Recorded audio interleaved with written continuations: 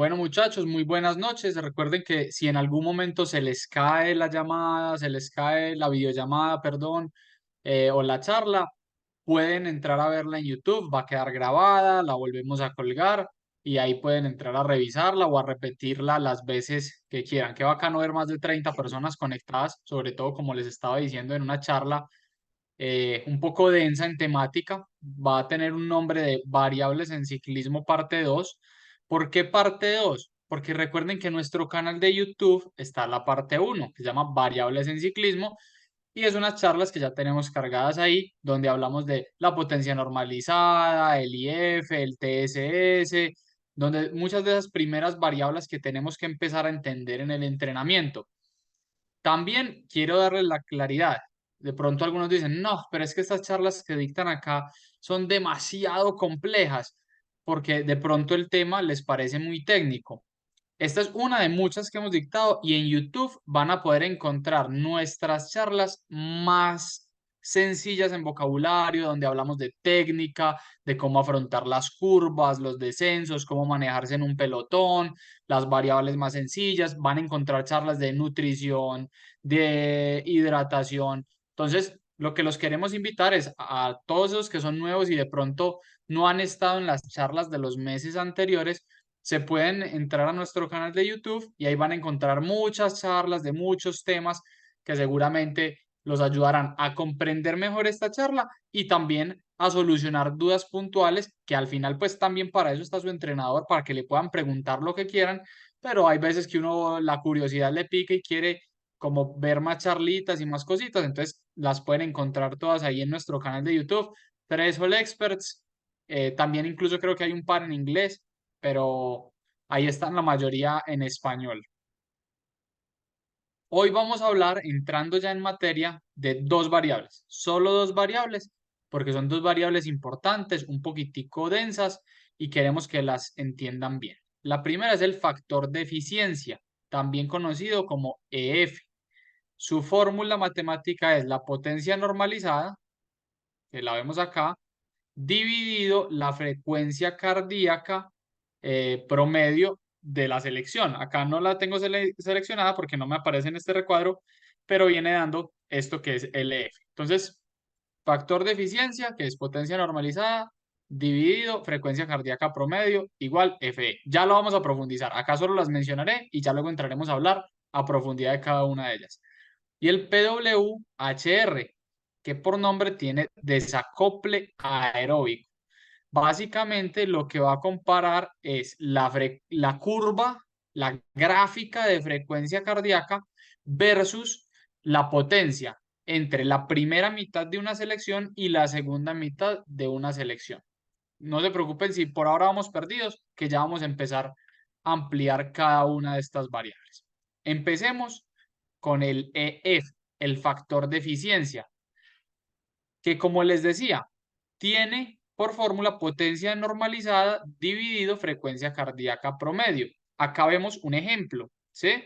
De un entrenamiento del 21 de julio, donde esta persona había desarrollado 280 vatios de potencia normalizada en un periodo de 30 minutos a 154 pulsaciones de promedio. 280 dividido 154 igual 1,82. ¿Y esto qué quiere decir? Y ahí ya lo empezamos a poner en español, que para yo generar estos 280 vatios de normalizada, necesité 154 pulsaciones. Para generar esta energía, mi cuerpo necesitó este esfuerzo y eso me da un 1,82. ¿Qué, cuánto es bueno y cuánto es malo? Es que 1,82 o 2 o 1,5, esto es un número individual, es para compararse con uno mismo y con un mismo tipo de esfuerzo. Vemos que este mismo personaje, ya no el 21 de julio, sino el 26 de julio, repitió exactamente el mismo entrenamiento. El mismo entrenamiento. ¿Sí ven? Acá están los dos entrenamientos y es el mismo entrenamiento. ¿Cuál es la diferencia? que en el segundo entrenamiento ya no movió 280 vatios de normalizada, sino 288, movió más vatios, generó más energía, pero tuvo una frecuencia cardíaca ligeramente inferior, 152. ¿Qué quiere decir esto? Que necesitó menos esfuerzo para generar más energía. Eso es una adaptación positiva al entrenamiento. Como podemos ver acá, pasó el EF de 1.82 a 1.89.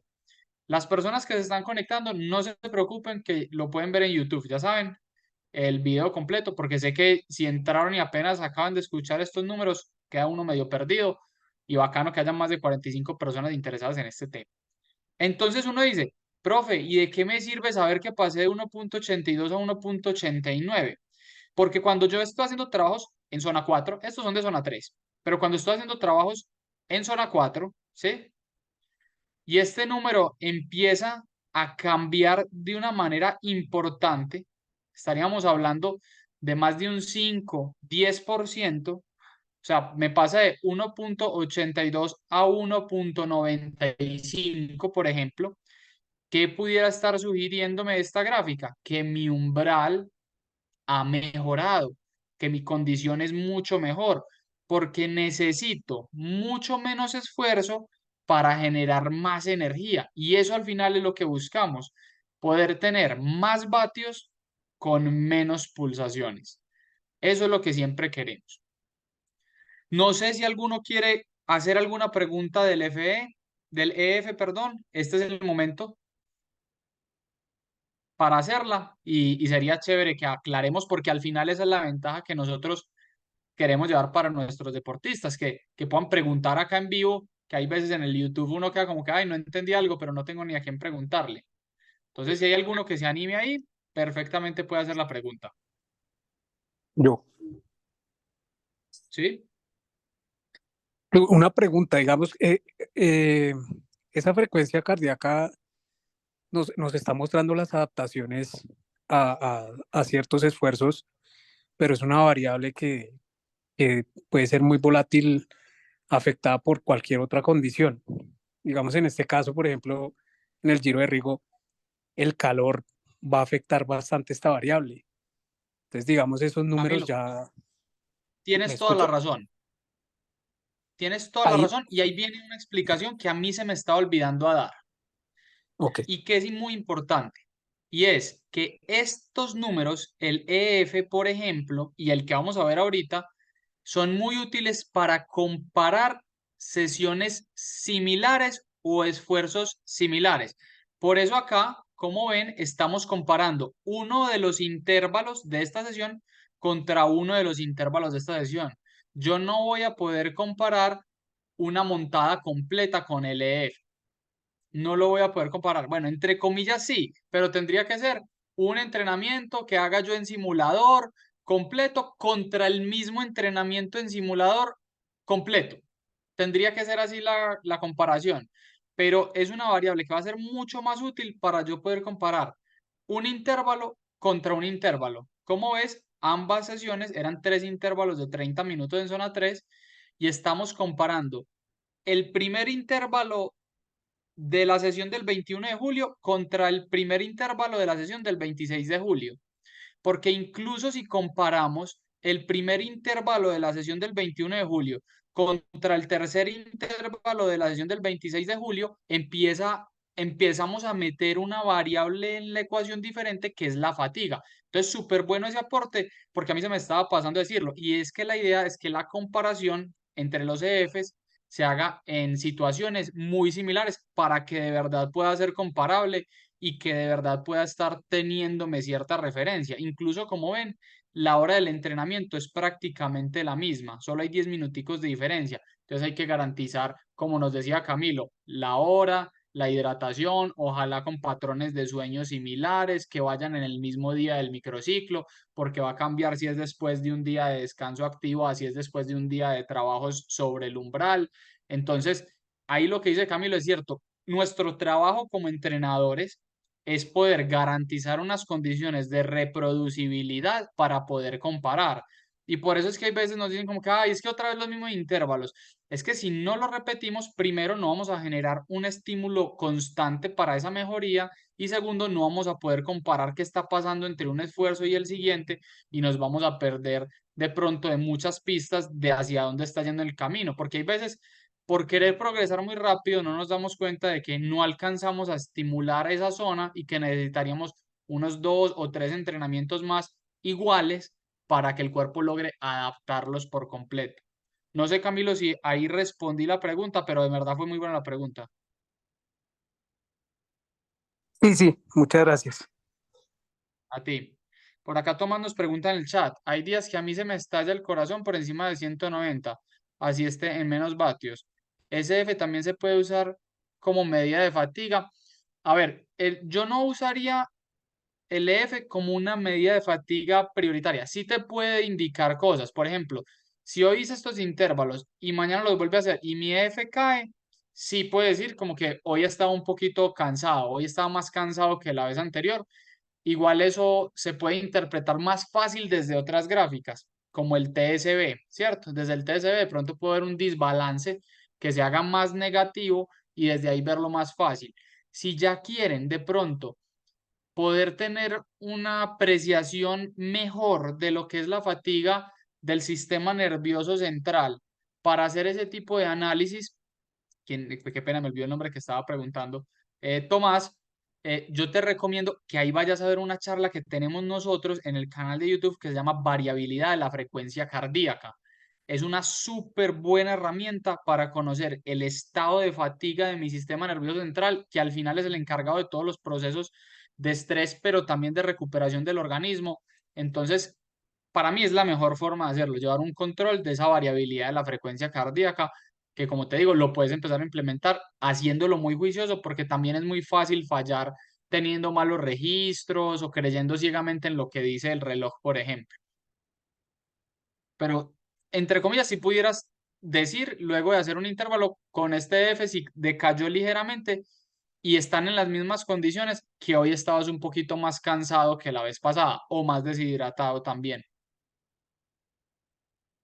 Listo. Yo creo que ahí fue bien chévere ese tema del EF. Entonces acá les muestro pues, las dos formulitas matemáticas, la de la primera y la de la segunda. Por eso es que aumenta este número, porque aumenta el número base y disminuye el que lo divide. Y ya básicamente sabemos que estaba un poquito mejor en este segundo intervalo, en esta segunda sesión versus esta primera.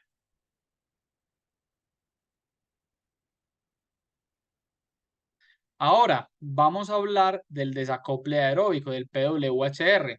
¿Qué es el PWHR?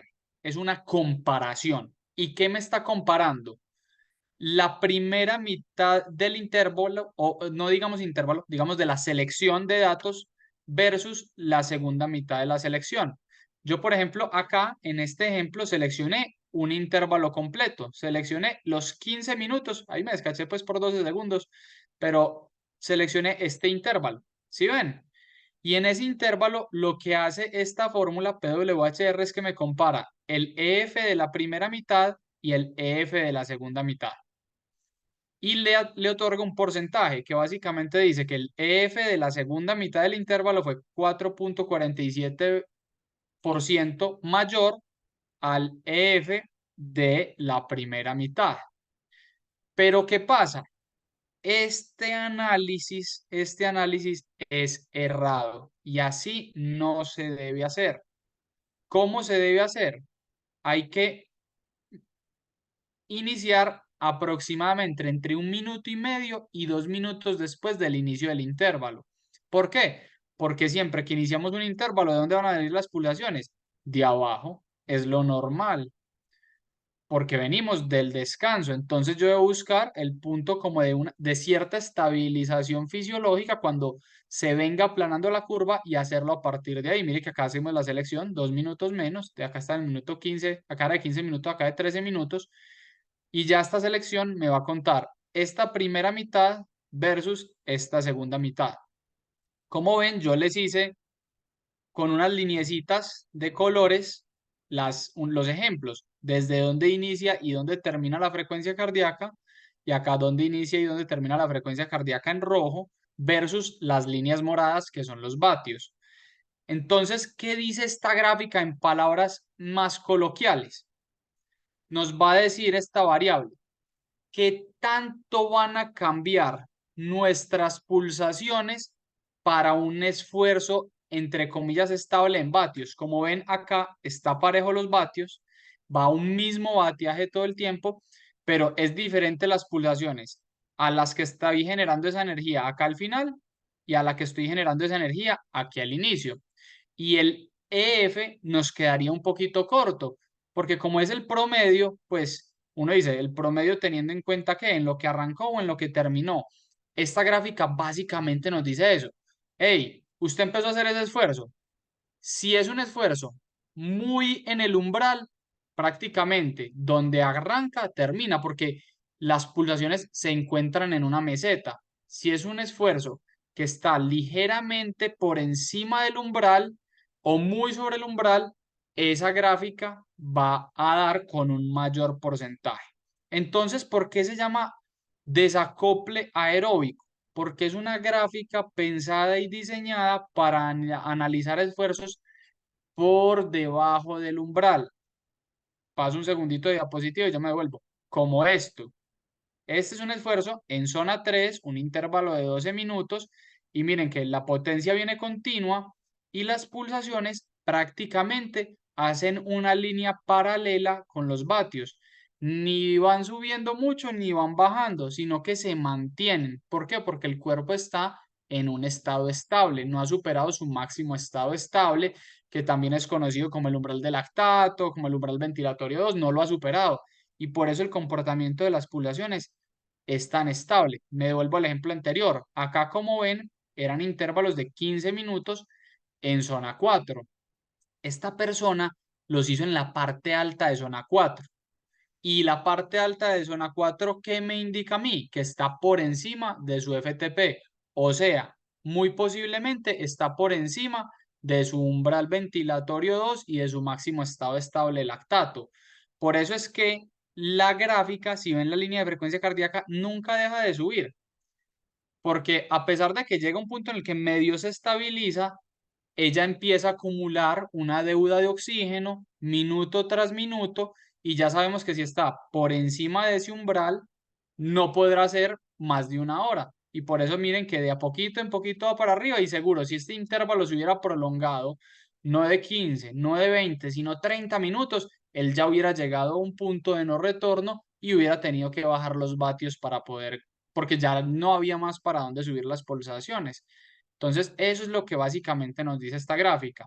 Que si yo la analizo así, voy a tener un gran sesgo, porque básicamente estoy contando las pulsaciones casi que cuando estaba en reposo.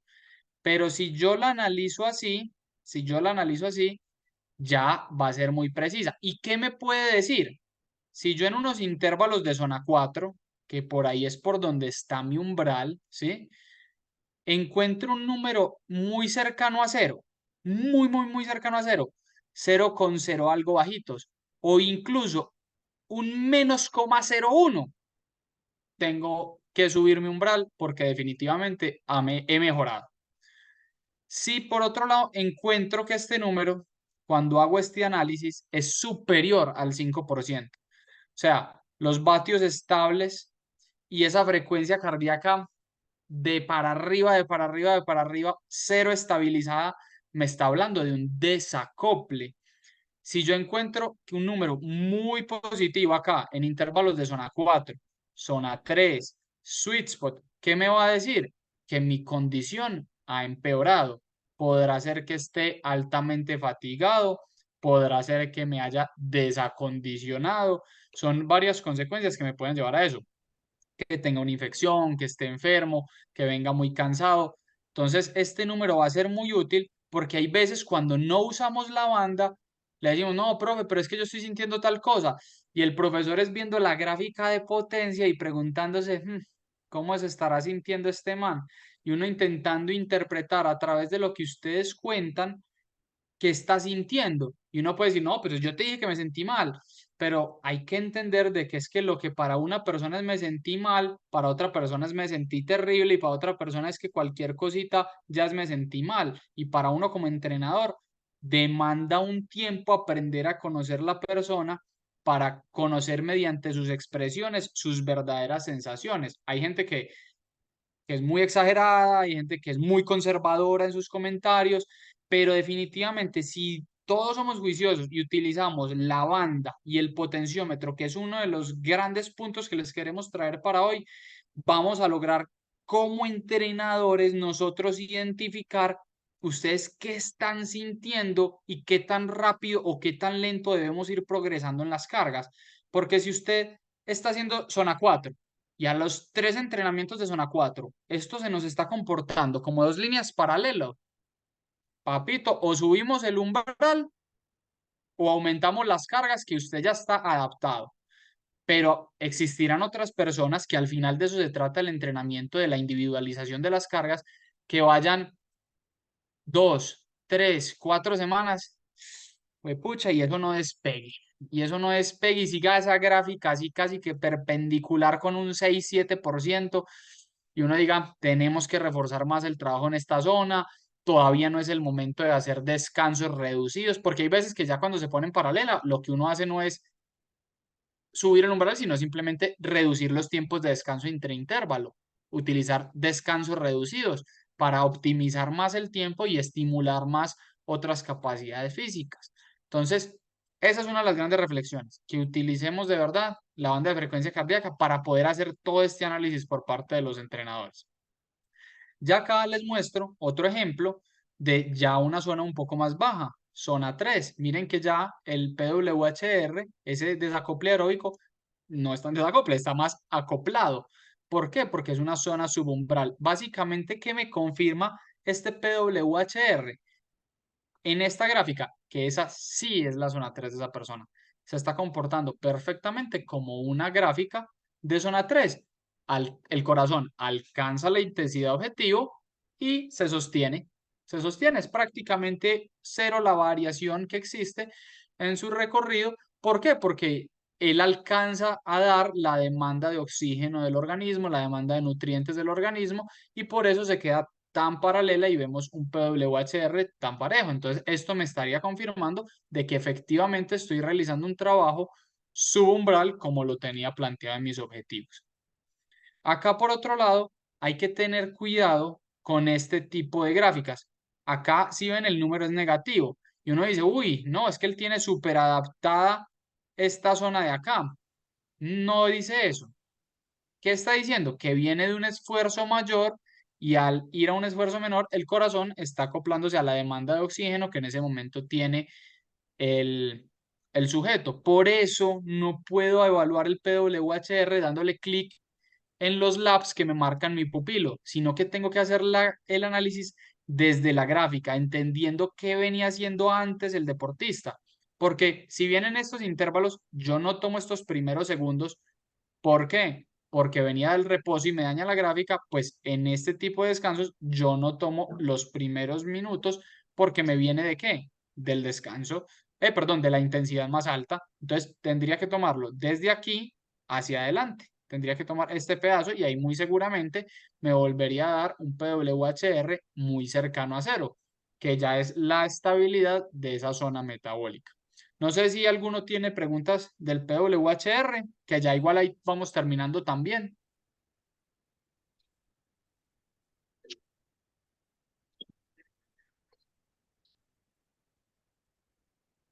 Las pueden poner en el chat, abrir el micrófono.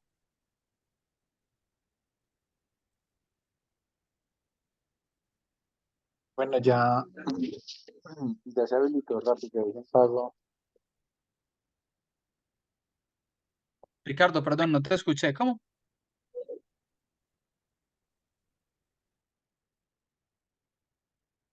Aló, Ricardo.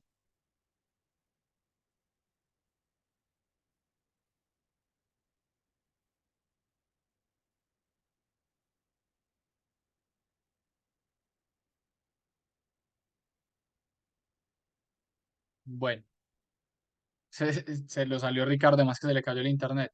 Alexis, yo te Yo, agradezco si dejas ahí la grabación. Igual pueden yo, seguir haciendo preguntas. No sé si Yo alguno quería tenga alguna preguntar pregunta más. si Dale. hay alguna recomendación de tiempo para hacer ese tipo de análisis, o sea, intervalos cortos, intervalos largos, o no tiene nada que ver el tiempo Sí, para el Johan. análisis. Lo ideal de estos intervalos es que sean intervalos extensivos. ¿Por qué extensivos? Porque acuérdate que la idea de esta gráfica es analizar trabajos subumbral, no supraumbral, que son los trabajos corticos. Por ejemplo, estos días que han estado tan de moda, los noruegos, los intervalos de 40-20, esta no es una gráfica para ese tipo de análisis. Ese tipo de análisis es más para esos intervalos de 15, 20, 30 minutos en zona 3, sweet spot, zona 4. Es más para ese tipo de intervalos que para los intervalos muy cortos. Yo no utilizaría esta gráfica prácticamente nunca que sea un intervalo menor a los 8 minutos.